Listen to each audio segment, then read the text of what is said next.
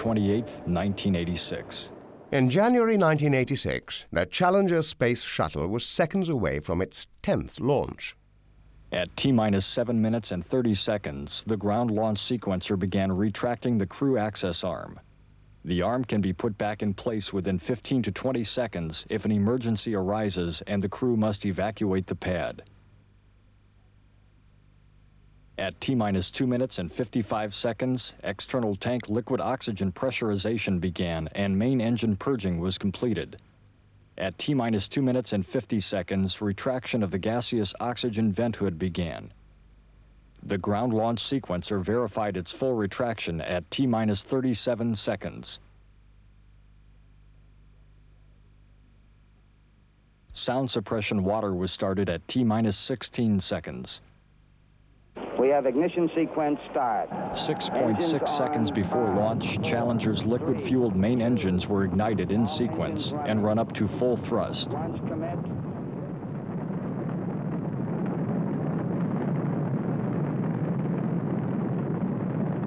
Thrust from the main engines bends the shuttle stack. When it returned to vertical, the solid rocket boosters ignited. At T0, the hold-down bolts were explosively released. Liftoff. We have liftoff. After the initial pre-release twang motion, structural forces on the assembly are dissipated through vibration at a rate of 3 cycles per second during the first few seconds of flight.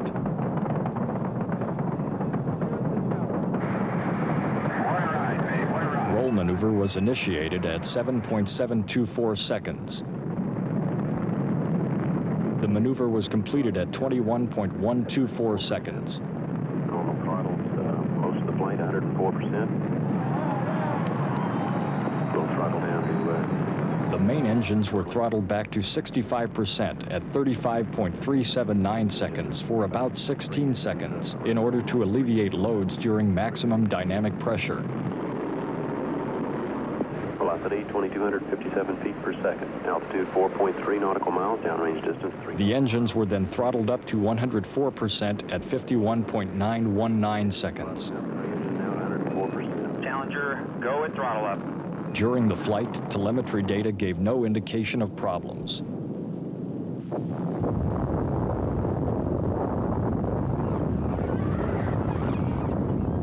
"72 seconds after lifting off from the pad at Cape Canaveral in Florida, Challenger exploded in a ball of flames.